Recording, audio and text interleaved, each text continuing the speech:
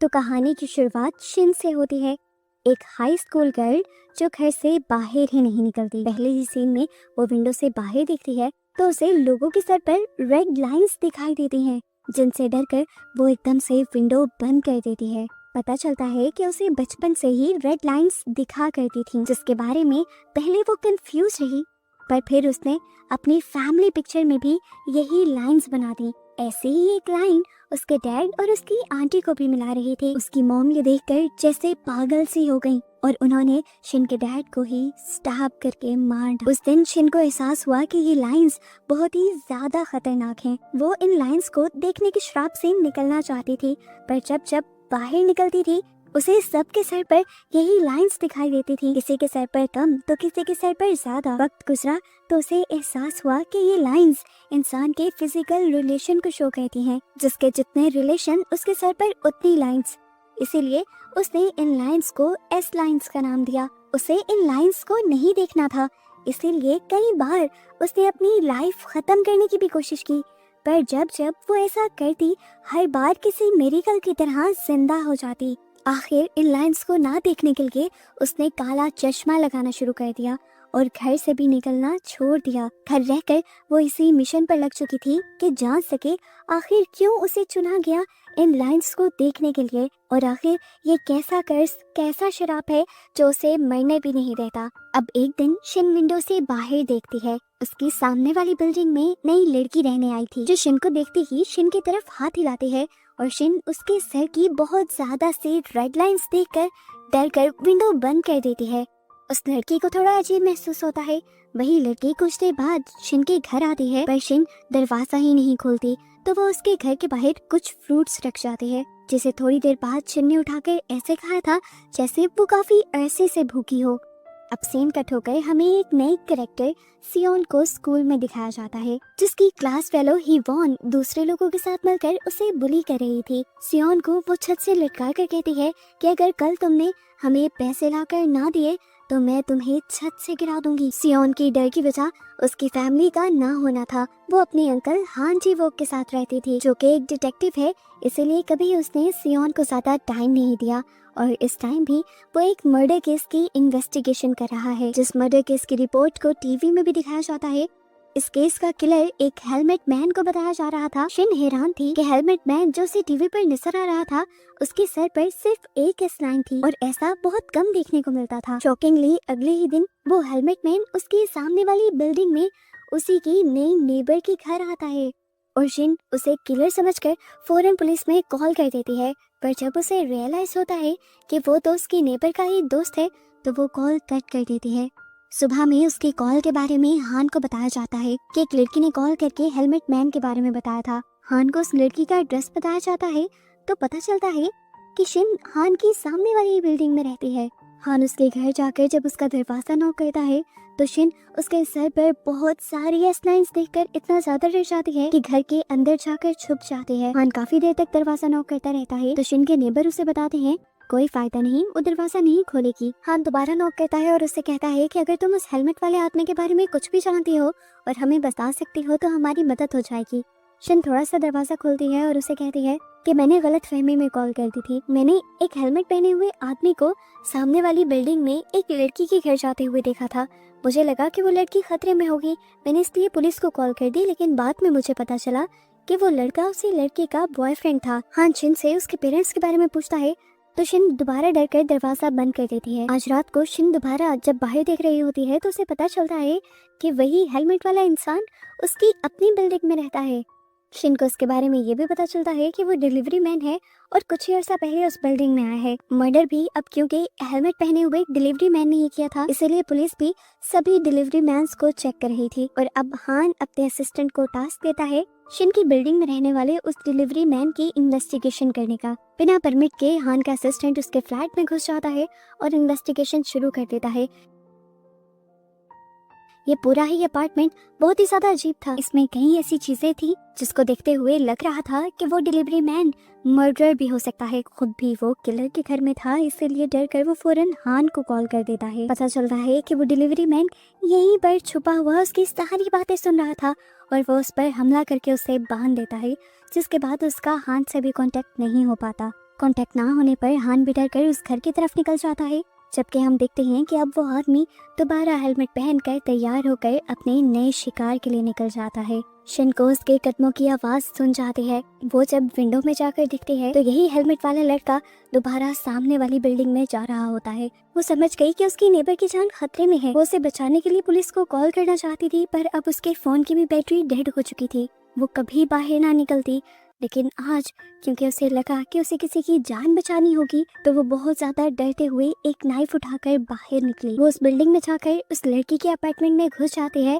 जहाँ पर वो लड़का सच में उसके नेबर को गला दबाकर मारना चाहता था। पता चलता है कि इस लड़के के पास भी ऐसे ग्लासेस हैं जो बिल्कुल शिन की तरह एस लाइंस देख सकते हैं। इसी ग्लासेस की वजह से वो जान गया था कि ये लड़की उसके साथ चीट कर रही है, इसीलिए वो उसे मार रहा था।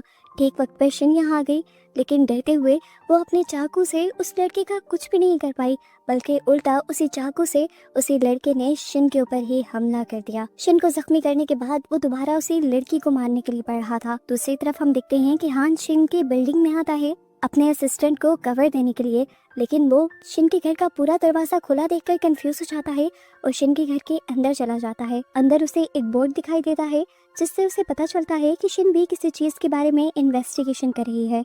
अभी वो यही सब देख ही रहा था कि उसने सामने विंडो में देखा कि एक लड़का सामने घर में रहने वाली लड़की का मर्डर कर रहा है और शिन उसे बचाने की कोशिश कर रही है। जख्मी हालत में होने के बावजूद शिन ने हिम्मत दिखाई थी और अपना चाकू उठाते हुए उस आदमी के पाँव में स्टैब कर दिया था, ताकि वो आदमी उस लड़की को छोड़ दे। इसी गुस्से में किलर शिन को भी मारने लगता है, लेकिन हान शिन के घर से उसे शूट करके शिन और उस लड़की की जान बचा लेता है। थोड़ी देर बाद पुलिस की पूरी टीम यहाँ पर आ जाती है और वो उस किलर और उस लड़की को यहाँ से ले जाते हैं। हान शिन को लेकर बाहर आता है और उसे उसका काला चश्मा पकड़ाता है। इसी चश्मे को देखते हुए उसे याद आता है कि किलर ने उसे कहा था कि इसी चश्मे की वजह से उसे रेड लाइंस नजर आ रही हैं। ये बात वो हान को नहीं बताती। हान उससे कहता है कि तुम्हें हॉस्पिटल चलना चाहिए, जिस पर शिन कहती है नहीं, मैं बिल्कुल ठीक हूँ। इतनी ही देर में यहाँ पर हान की नीस सियोन भी आ जाती है, जो उससे पूछती है तुम यहाँ पे क्या कर रही हो। और हान सियोन से पूछता है क्या तुम इसे जानती हो। तो सियोन बताती है हाँ, ये मेरे स्कूल में पढ़ती थी, फिर उसके मॉम डैड का मर्डर हो गया, जिसके बाद से वो स्कूल नहीं आई। खैर उसके बाद हान उससे पूछता है कि आखिर तुम्हारे स्कूल में क्या चल रहा है और तुम्हारे मुंह पे ये चोटों के निशान कैसे हैं, और तुम मुझसे जो इतने सारे पैसे मांग रही हो वो क्यों मांग रही हो। सियोन उससे कहती है आज आपको मेरे बारे में इतनी फिक्र क्यों हो रही है, अगर आपने पैसे नहीं देने तो आप मुझे बता दें। हान यहाँ से चला जाता है और अब हमें दोबारा शिन को दिखाया जाता है, जो अब अपने अपार्टमेंट के ऊपर बैठी हुई थी और उसने अब फैसला कर लिया था कि वो घर के अंदर बंद नहीं रहेगी। और जैसे उसने कल एक इंसान की जान बचाई, ऐसे ही वो लोगों की जान बचाएगी अपनी इस पावर का इस्तेमाल करते हुए। यही सब वो सोच रही थी कि उसे एक अननोन नंबर से मैसेज आया, जिसमें उसे बताया गया कि जैसी एस लाइंस तुम देख सकती हो वैसे ही मैं भी देख सकता हूँ, और अगर तुम मुझसे मिलना चाहती हो तो तुम सुबह को अपने स्कूल आ जाओ। अगले दिन अब हमें सियोन को स्कूल में दिखाया जाता है, जहाँ पर उसे उसके क्लास फेलो दोबारा बुली करने लगे थे। ही वॉन ने खुद एक लव लेटर लिखकर सियोन के कैबिन में रख दिया था, ताकि सभी उसे देखकर मजाक बना सकें। सियोन को इस हरकत से इतना ज्यादा गुस्सा आ जाता है कि वो अब अपने डर पर काबू पाते हुए हिवॉन के ऊपर ही हमला कर देती है। इन दोनों में मारपीट शुरू हो जाती है और आखिर टीचर यूजिन आकर उनकी ये मारपीट रुकवाती हैं, जिसके बाद वो लिवॉन के हाथ से वो लेटर लेकर भी फाड़ देती हैं। जिसके बाद वो सियोन को अपने ऑफिस में ले जाती हैं और उसे समझाती हैं कि ऐसी हर बात पर गुस्सा नहीं किया करते। घर जाते हुए सियोन को अपने कैबिन में एक चश्मा दिखता है, जिसे वो उठा लेती है। घर जाकर वो जब इस चश्मे को लगाकर मिरर में देखती है तो उसे अपने सर पर एक लाइन नजर आ रही थी और ये काफी अजीब था। उसे इस लाइन का मतलब नहीं समझ आ रही थी। वो बाहर गई तो बाहर हान था, जिसके सर पर बहुत ज्यादा लाइंस थी, और इतनी ज्यादा लाइंस को देखकर वो इतना डर गई कि उसने एक चीख मार दी। हान से डरकर वो घर से बाहर चली गई थी, जहाँ जाकर वो देखती है कि सभी के सरों पर लाइन थी और कुछ लोग जो एक साथ चल रहे थे उनके लाइंस आपस में कनेक्ट हो रही थी। और यहाँ पर वो समझ गई कि ये लाइंस लोगों के फिजिकल रिलेशन को दिखा रही हैं। ये बात रियलाइज करने के बाद सियोन अजीब तरीके से खुश हो गई। वो अगले दिन बहुत खुश स्कूल गई और उसे अब सब लोगों के सर पर लाइंस नजर आ रही थी, जिसका मतलब उसे लोगों के सीक्रेट्स नजर आ रहे थे। हिवॉन जो कि उसकी दुश्मन थी, उसके सर पर 2 लाइंस गुजर रही थी और एक लाइन तो यही कहीं किसी से मिल रही थी। सियोन उस लाइन का पीछा करती है तो उसे पता चलता है कि हिवॉन का रिलेशन उसी के अपने टीचर के साथ था, और ये जानकर वो बहुत ज्यादा खुश हो गई क्योंकि अब उसे हिवॉन का राज पता चल गया था और अब उसे हिवॉन के हाथों बुली होने की जरूरत नहीं थी। इसी दिन दिखाया जाता है कि शिन ने भी स्कूल ज्वाइन कर लिया था और ग्यूजिन यानी उनकी क्लास टीचर उसे सारे क्लास से इंट्रोड्यूस भी करवाती है। सीन कट होकर हमें हान को दिखाया जाता है जो अभी भी उसी सीरियल किलर पर इन्वेस्टिगेशन कर रहा था जो पुलिस इनकाउंटर में ही मारा गया था। असल में उसे पता चला था कि वो सीरियल किलर हमेशा एक ग्लासेस लगा कर रखता था और उसे उसके सामान में वो ग्लासेस नहीं मिले थे। उसे ये भी पता चलता है कि वही सीरियल किलर उसकी नीस सियोन के स्कूल में पहले टीचर था, इसलिए इन्वेस्टिगेशन करने के लिए वो स्कूल में आ जाता है। ग्यूजिन उसे देखते ही पहचान जाती है और उससे पूछती है कि क्या आप सियोन का पता करने के लिए आए हैं। हान जवाब देता है नहीं, सियोन को मेरा उसकी लाइफ में इंटरफेयर करना पसंद नहीं, मैं एक केस की इन्वेस्टिगेशन के लिए आया हूँ। ग्यूजिन को वो सारी इंफॉर्मेशन देता है लेकिन यूजिन बताती है कि मुझे इस मर्डर केस के बारे में कुछ भी नहीं पता क्योंकि मैं इस स्कूल में और इस शहर में ही नहीं आई हूँ। सीन कट होकर हम सियोन, शिन और उसे बुली करने वाली लड़की यीवॉन को देखते हैं जो भी सियोन को जब बुली करने लगती है तो सियोन उसका हाथ पकड़ लेती है और कहती है अब डरने की बारी तुम्हारी है। इन दोनों के दरमियान में लड़ाई चल ही रही थी कि यहाँ पर शिन आ गई और यीवॉन को पकड़ते हुए वो जल्दी से उसे जंगले के पास ले गई और खुद जंगले से लटक गई। वो उसकी टाई को पकड़े हुए कहती है कि अगर तुमने अब के बाद कुछ भी इस तरह किया या मुझे या सियोन को तंग करने की कोशिश की तो मैं यहीं से तुम्हें लेकर कूद जाऊंगी। इससे यीवॉन बहुत ज्यादा डर जाती है और वहाँ से भाग जाती है। उसके जाने के बाद सियोन उससे पूछती है तुमने मेरी मदद क्यों की, क्या मैंने तुम्हें अपनी मदद करने के लिए कहा था। शिन बेचारी कंफ्यूज सी हो जाती है तो सियोन अब उसे अपने साथ ले जाती है। अब दिखाया जाता है कि हान एक बार के अंदर गया था जिस बार के अंदर वो सीरियल किलर भी जाया करता था। वो बार टेंडर से जब इन्वेस्टिगेशन करता है बार टेंडर बताता है कि वो आदमी यहाँ आया करता, वो हमेशा एनक लगा कर रखता था पर इस पिक्चर में उसने एनक नहीं लगाई हुई। उसकी हरकतें भी काफी अजीब थी। वो हमेशा ड्रिंक करने के बाद लोगों के सर के ऊपर कुछ कुछ गिनता रहता था और खुद ही खुद में हंसता रहता था जिसकी वजह से उसे अक्सर लोगों से मार पड़ा करती थी। सीन कट होकर अब हमें सियोन और शिन को दिखाया जाता है जो एक साथ घर जा रहे थे। सियोन शिन से कहती है कि मेरा दिल करता है मैं यहाँ से भाग जाऊँ। हाँ अंकल मेरा बिल्कुल ख्याल नहीं रखते। उसकी ये बात सुनकर शिन उदास होकर उसे कहती है देखो शुक्र करो कि तुम्हारे पास कोई तो है जिसे तुम अपना कह सकती हो, मेरे पास तो कोई भी नहीं। सियोन उससे पूछती है क्या तुम्हारी मॉम आज भी जिंदा होंगी और अगर हैं तो उन्हें तुम्हें ढूंढना चाहिए था। बेचारी शिन उदास हो जाती है और अपने घर चली जाती है। जबकि दिखाया जाता है कि सियोन जब रात को मार्केट में निकली हुई थी तब वो हिवॉन को एक होटल की तरफ जाते हुए दिखती है। वो उसका पीछा करती है और देख लेती है कि इसी होटल में उससे मिलने के लिए उनके टीचर ही आए हुए थे। वो इन दोनों की एक साथ पिक्चर ले लेती है और ये पिक्चर हिवॉन को सेंड करती है उसे ब्लैकमेल करने के लिए। हिवॉन इस पिक्चर पर कोई रिएक्ट नहीं करती और कहती है अगर ये पिक्चर तुम किसी को दिखा भी दो तो कोई भी मुझे कुछ नहीं कहेगा क्योंकि मैं अंडर एज हूँ, सजा हमारे टीचर को ही मिलेगी। ये सुनकर अब सियोन यही पिक्चर उस टीचर को सेंड कर देती है और ब्लैकमेलिंग के तौर पर उससे 20 मिलियन युआन की डिमांड करती है। दूसरी तरफ दिखाया जाता है कि उदास शिन अभी भी अपनी खिड़की से बाहर देख रही थी जहाँ पर वो एक कपल को देखती है जिनके सर पर एक ही लाइन थी और एक दोनों से मिल रही थी। वो बहुत ज्यादा खुश लग रहे थे एक साथ, जबकि यहाँ पर बहुत से और भी लोग थे जिनके सर पर बहुत सारी लाइंस थी। सुबह में हमें स्कूल का सीन दिखाया जाता है जहाँ पर घबराए हुए टीचर जाकर हिवॉन से मिलते हैं और उसे बताते हैं कि उसे कोई लड़की ब्लैकमेल कर रही है। हिवॉन कहती है कोई नहीं, हमारी क्लास की सियोन ही आपको ब्लैकमेल कर रही है। टीचर ने पूछा उसे ये सब कैसे पता, क्या तुमने बताया है। हिवॉन कहती है मैंने नहीं बताया और अब तुम जानो या तुम्हारी ये प्रॉब्लम, मेरा इससे कोई ताल्लुक नहीं है। सियोन जानबूझ के हिवॉन के फ्रेंड के साथ ज्यादा क्लोज होती है ताकि हिवॉन को गुस्सा आए और वो अपने मिशन में कामयाब भी हो जाती है। हिवॉन अपने फ्रेंड को बहुत ज्यादा डांटती है। शिन सियोन का ये सारा रवैया देखकर काफी ज्यादा कंफ्यूज थी। वो वॉशरूम में आकर उससे पूछती भी है कि आखिर तुम्हारे दिमाग में चल क्या रहा है। वो उसके पास अब वही चश्मा दिखती है जो उस दिन सीरियल किलर के पास भी था। वो सियोन से कहती है कि मैं जान गई हूँ कि तुम इस ग्लासेस से एस लाइंस देख पाती हो। सियोन ने ऐसे एक्ट किया कि जैसे वो उसकी बात समझ ही ना पा रही हो। तब शिन ने उसे कहा कि मैं भी वही एस लाइंस देख सकती हूँ जो तुम इस चश्मे के जरिए देख रही हो। सियोन ने कहा अगर ऐसी ही बात है तो बताओ मेरे सर पे कितनी लाइंस हैं। उसने कहा तुम्हारे सर पे एक लाइन है, तुम्हारे अंकल हान के सर पर बहुत सारी लाइंस हैं और हमारी टीचर ग्यूजिन के सर पर एक भी लाइन नहीं। शिन नहीं चाहती थी कि सियोन अब इस चश्मे का इस्तेमाल करे, लेकिन सियोन उससे ये चश्मा खींच लेती है। शाम में भी जब सियोन और शिन एक साथ घर जा रहे होते हैं तो शिन सियोन को अपने डैड के मरने की वजह बताती है। वो सिर्फ सियोन को ये समझाना चाह रही थी कि ये लाइंस बहुत ज्यादा खतरनाक हैं और इन्हें नहीं देखना चाहिए। सियोन इस मर्तबा भी उसकी बातें नहीं मानती और दिखाया जाता है कि रात में सियोन हिवॉन के फ्रेंड के साथ चली जाती है उसके घर में। इसी टाइम पर उसे उस टीचर का मैसेज आता है कि उसने 20 मिलियन वॉन का इंतजाम कर लिया है, जिसे लेने के लिए वो स्कूल आ जाए। वहाँ जाने से पहले सियोन हिवॉन के दोस्त को लेकर एक पिक्चर कैबिन में जाती है और जब वहाँ पर पिक्चर बनवा रही होती है तो हम देखते हैं कि वहाँ पर हिवॉन आकर उसके बैग से उसका चश्मा चुरा लेती है, क्योंकि उसने इस चश्मे से रिलेटेड सारी बातें सियोन और शिन की सुन ली थी। सियोन जब पिक्चर खिंचवा कर बाहर निकलती है तो उसे अपने हैंड बैग में वो ग्लासेस नहीं मिलते। वो यहाँ के स्टाफ से हर जगह से उस ग्लासेस के बारे में पूछती है, लेकिन जब उसे नहीं मिलते तो वो शिन को कॉल करती है, क्योंकि उसे लग रहा था कि शिन ही नहीं चाहती थी कि वो उन ग्लासेस को इस्तेमाल करे, जरूर शिन ने ही वो ले लिए होंगे। लेकिन शिन कहती है, किस बारे में बात कर रही हो, मुझे तो कुछ पता नहीं, मैं तो अपने घर पर हूँ। वो उससे भी पूछती है कि तुम कहाँ पर हो। सियोन कहती है कि मैं स्कूल जा रही हूँ, और ये कहते ही वो कॉल काट देती है। शिन का दिल घबराने लगा था, उसे लगा कि कुछ बुरा होने वाला है, इसीलिए फौरन वो सियोन का पीछा करने के लिए गई। वो स्कूल की छत पर जाती है तो वहाँ उनके टीचर थे। सियोन उससे पूछती है कहाँ है मेरे पैसे, तो वो टीचर रोने लगता है और कहता है कि मेरे लिए इतनी बड़ी रकम का इंतजाम करना मुश्किल है, मैं तुम्हें रकम दे दूंगा, पर प्लीज पहले वो पिक्चर डिलीट कर दो। मेरी छोटी सी फैमिली है, छोटा सा बेटा है, अगर ये बात बाहर चली गई तो मुझे स्कूल से भी निकाल दिया जाएगा और फिर मैं अपने बच्चों को कैसे पालूंगा। अभी वो ये सब बता ही रहा था कि उसकी वाइफ ने ही उसे वही पिक्चर सेंड कर दी, जिसे देखकर वो टीचर टूट गया और सियोन पर बरसने लगा कि तुमने उसे पिक्चर सेंड क्यों की।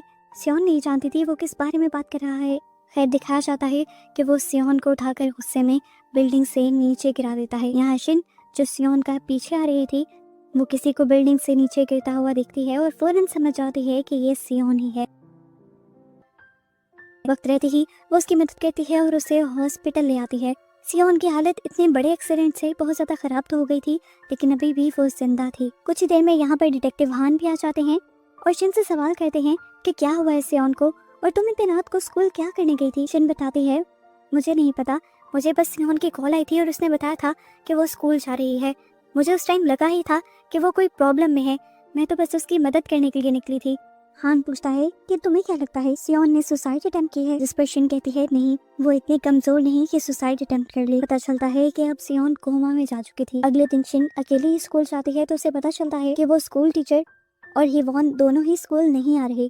अब शिन से शिन की क्लास फेलो बात करती है और कहती है कि मुझे नहीं लगता था कि सियोन कभी सुसाइड करेगी। वो ये भी कहती है कि मुझे तो लग रहा है कि ये एक मर्डर है, क्योंकि जब से सियोन का एक्सीडेंट हुआ है तब से हिवॉन भी स्कूल नहीं आई जो उसे बुली करती है, और वो स्कूल टीचर भी स्कूल नहीं आए जिसके साथ हिवॉन को देखा गया था। शिन भी समझ गई कि जरूर इसके पीछे उन दोनों का हाथ हो सकता है। यहाँ स्टाफ रूम में हमें दिखाया जाता है कि एक नए टीचर को वही ग्लासेस मिल जाते हैं जो पहले सियोन के पास थे। वो इन ग्लासेस को देखकर कंफ्यूज होते हैं। ग्यूजिन से जब वो इन ग्लासेस के बारे में पूछते हैं तो ग्यूजिन बताती है कि ये ग्लासेस हमारे स्टाफ के नहीं हैं, आप चाहे तो इन्हें रख लें। वो टीचर जैसे ही वो ग्लासेस पहनता है तो उसे भी सबके सरों पर रेड लाइंस दिखाई देने लग जाती हैं और वो जल्द ही इन रेड लाइंस का मतलब भी समझ लेता है। यहाँ इतने में ही हान भी आ जाता है सियोन के केस में इन्वेस्टिगेशन करने के लिए। ग्यूजिन हान को बताती है कि जिस दिन से सियोन का एक्सीडेंट हुआ है उसी दिन से उसे बुली करने वाली लड़की हिवॉन भी स्कूल नहीं आई है और एक टीचर भी उसी दिन से स्कूल नहीं आया है।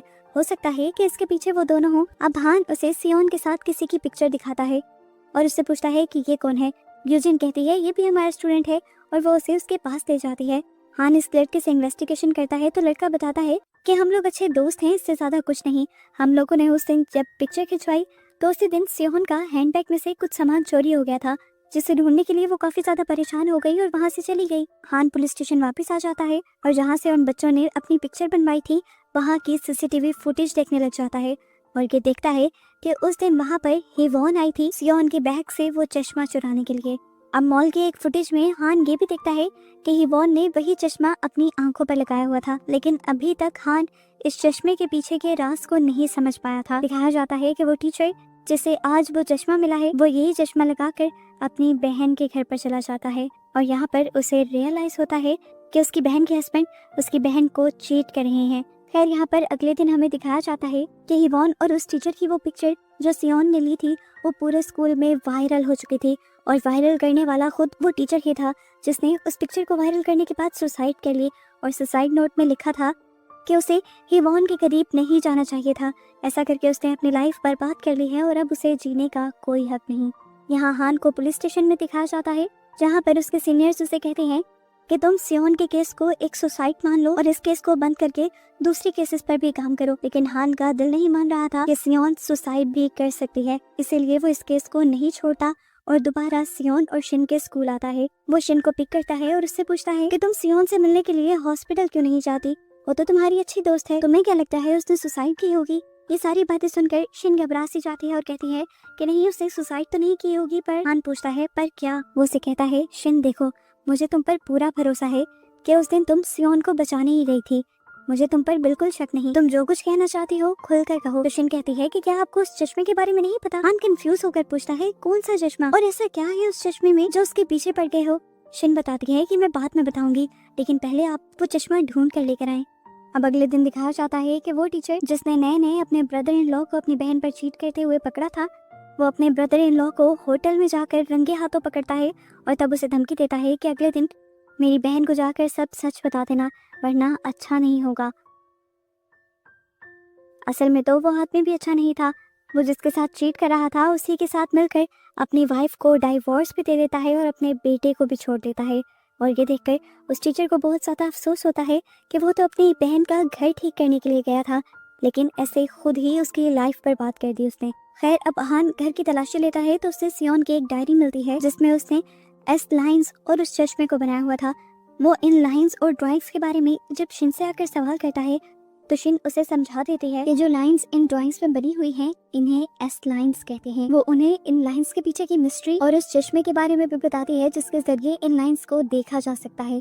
पहले तो हान उसकी बातों पर बिलीव नहीं करता, फिर शिन बताती है कि मैं बचपन से ही ये लाइंस देख सकती हूँ और मुझे पता है कि उस चश्मे में यही लाइंस दिखती हैं।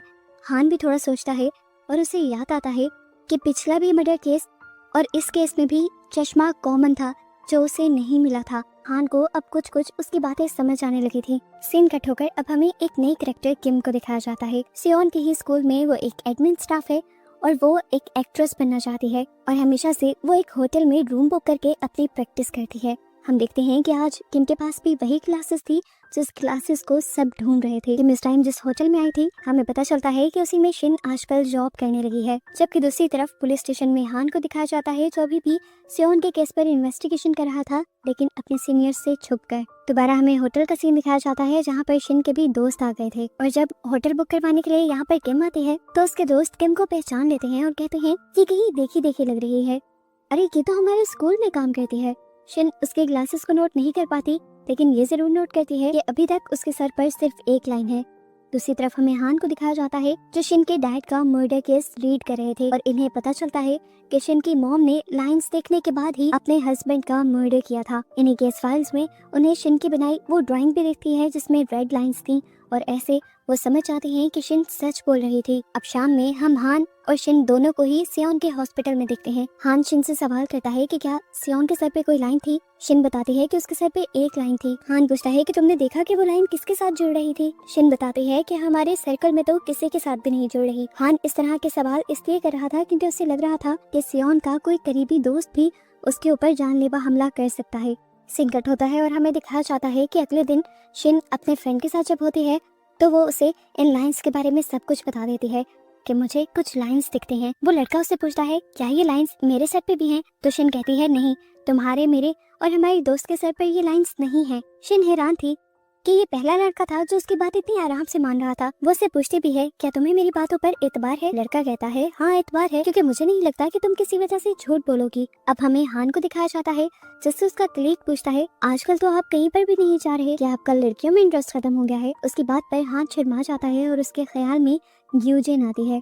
वो उसे बताता है कि ग्यूजिन उसे अच्छी लग रही है, लेकिन वो ग्यूजिन के साथ कुछ भी गलत नहीं करना चाहता। सीन कट होकर हमें दोबारा किम को दिखाया जाता है जो शिन के होटल में हमेशा से प्रैक्टिस करने के लिए आती थी। यहाँ पर एक सीक्रेट भी उसका पता चलता है कि वो प्रैक्टिस करने के बहाने अपने साथ वाले रूम में कपल्स को देखा भी करती थी और आज वो देखती है कि इसी रूम में और कोई नहीं बल्कि उसका फेवरेट म्यूजिक टीचर आया हुआ था जिससे वो शादी करने के सपने सजाया करती थी। अपने पास मौजूद एस ग्लासेस की मदद से वो ये भी देख लेती है कि म्यूजिक टीचर के सर पर एक ही एस लाइन है जो उसी लड़की के साथ जोड़ रही है, जिसका मतलब वो दोनों ही एक दूसरे के साथ बहुत ज्यादा लॉयल थे। और ये देखकर किम बहुत ज्यादा टूट जाती है।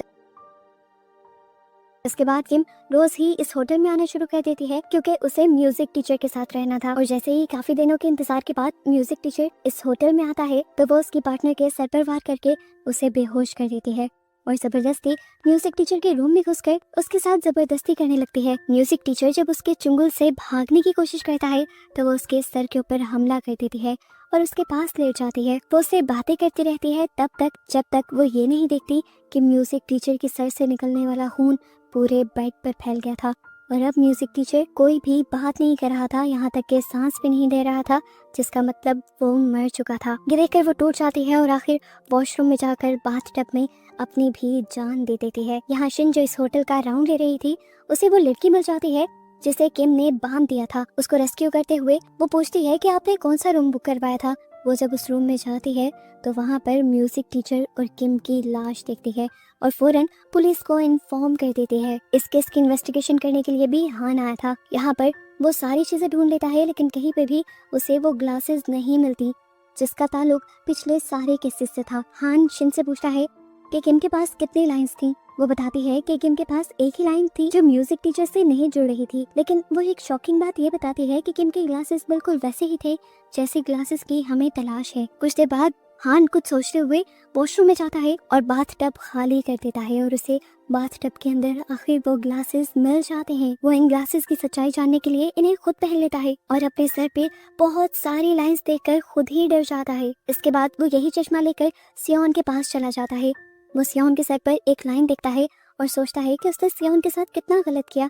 हमेशा से ही सियोन उसके साथ अटैच होना चाहती थी लेकिन उसने सियोन पर कभी ध्यान नहीं दिया था। इसके बाद हान ऑफिस चला जाता है जहां वो अपने क्लिक के सर पे 2 लाइंस देखता है और वो उससे सवाल करता है कि क्या शादी से पहले तुम्हारी कोई गर्लफ्रेंड थी। जब वो हाँ में जवाब देता है तो अब हान को 200% से भी ज्यादा यकीन हो गया था कि ये ग्लासेस बिल्कुल सच बोलती हैं।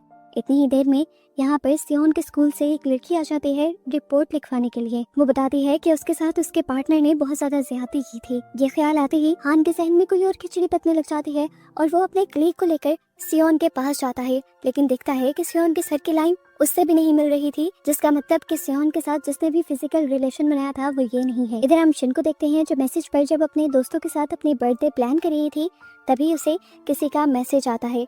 वो बताता है कि उसी की भी बर्थडे उसी दिन है जिस दिन बर्थडे शिन की आती है। वो शिन को एडवांस में बर्थडे भी विश कर रहा था, यानी वो शिन के बारे में बहुत कुछ जानता था और वो शिन को ये भी बताता है कि जैसी लाइंस तुम देख सकती हो वैसी लाइंस मैं भी देख सकता हूँ। शिन हैरान हो गई कि आखिर वो कौन था जो शिन के बारे में इतना कुछ जानता था और शिन के सामने भी नहीं आ रहा था। यहाँ पुलिस स्टेशन में हमें शिन और सियोन की उस क्लास वाले को दिखाया जाता है जिसके साथ ज्यादती हुई थी। डिटेक्टिव उससे सवाल जवाब करती है तो वो डिटेक्टिव को बताती है कि मेरे साथ ज्यादती करने वाला और कोई नहीं बल्कि मेरा अपना ही दोस्त है। मैं उसके साथ म्यूजिक बनाने जाती थी और उस दिन भी उसके अपार्टमेंट में मैं अपनी मर्जी से गई थी क्योंकि मैं नहीं जानती थी वो इतना घटिया इंसान है।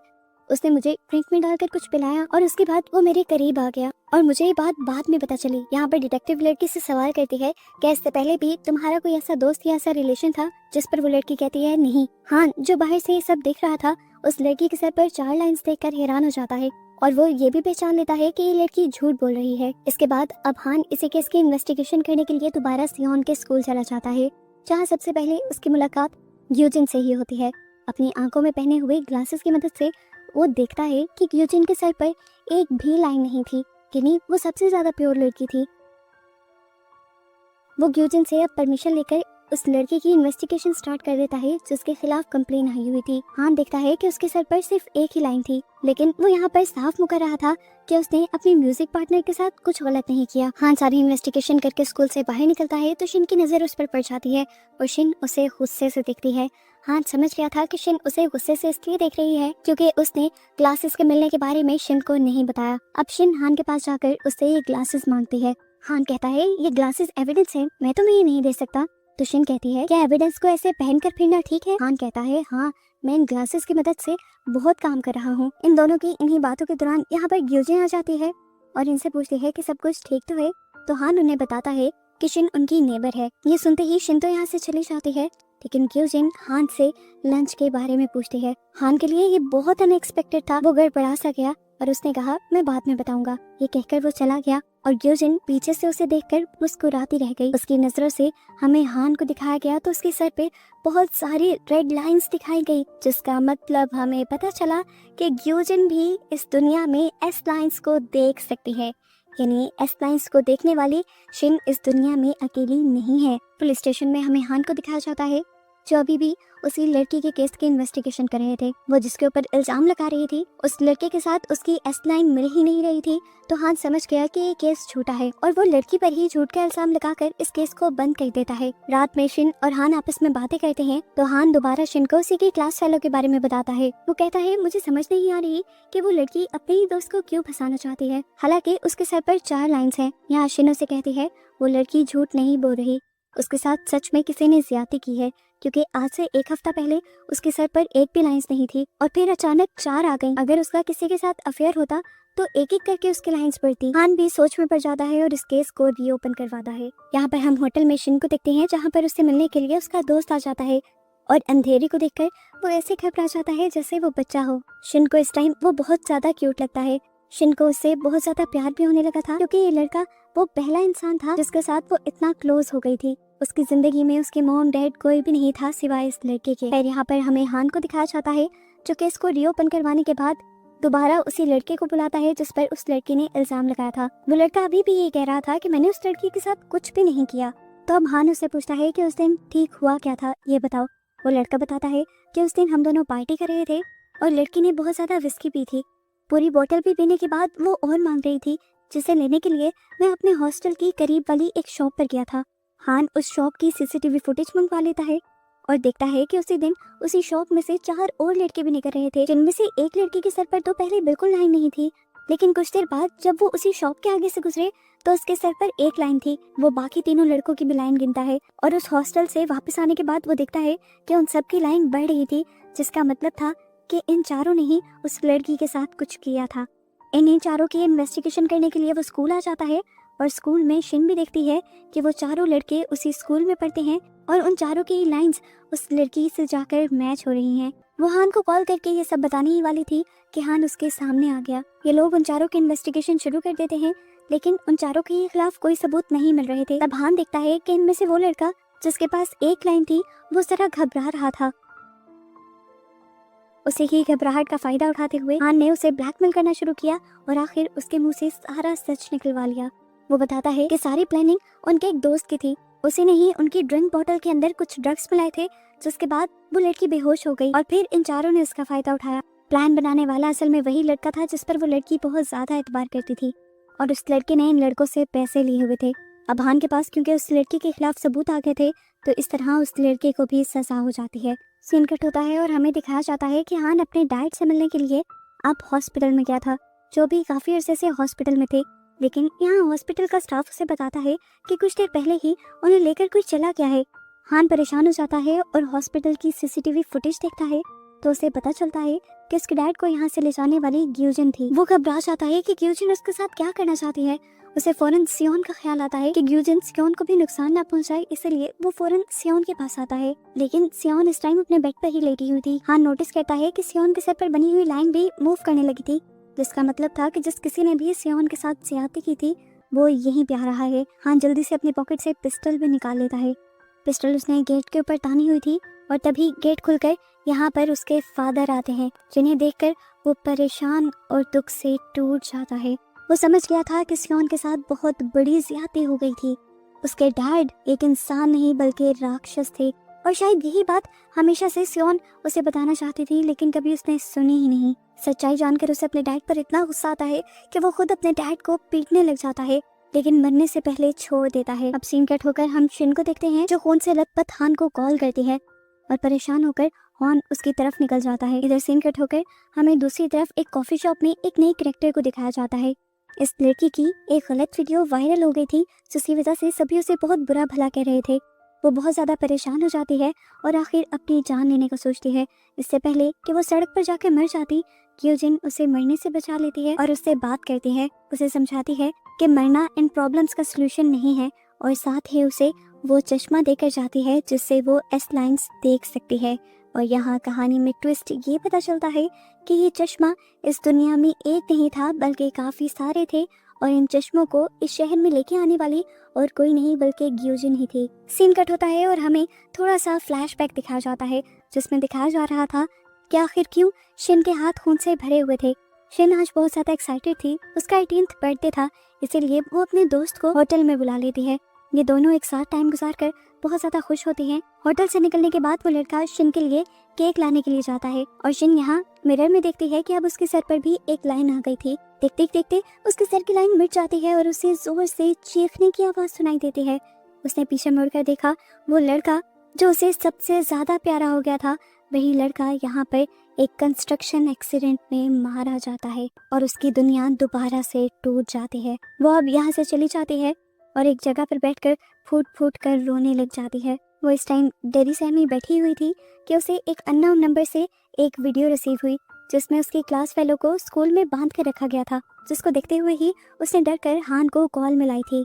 हान उसे लेने के लिए आ जाता है और सबसे पहले उसे सियोन की लाइन के बारे में सवाल करता है। वो पूछता है कि क्या तुम्हें पहले से ही पता था कि सियोन की लाइन किसके साथ मिलती है? शिन कहती है नहीं।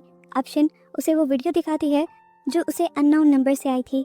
ये देखते हुए ही हान जल्दी से स्कूल की तरफ गाड़ी बढ़ा देता है और यहाँ जाकर इन्हें वो लड़की भी मिल जाती है। शिन ने हान को ये भी बताया था कि जो कोई भी है उसके मैसेजेस उसे काफी पहले से ही आ रहे थे और उसने क्लेम किया था कि एस लाइन्स वो भी देख सकता है। शिन बताते हैं कि हम जरूर अगर स्कूल जाएंगे तो हमें उसका भी पता चल जाएगा जो एस लाइन्स वाले वो चश्मे पूरे शहर में बांट रहा है। खैर यहाँ पर दिखाया जाता है कि जल्द ही शिन को उसकी दोस्त मिल जाती है जिसे वो आजाद करवा देती है। वो उससे पूछती है कि तुम्हें यहाँ पर कौन लेकर आया, लेकिन इस लड़की को कुछ याद नहीं था। वो लड़की अब शिन से पूछती है तुम्हारे हाथ क्यों खून से भरे हुए हैं? शिन कहती है ये सब मैं बाद में बताऊंगी।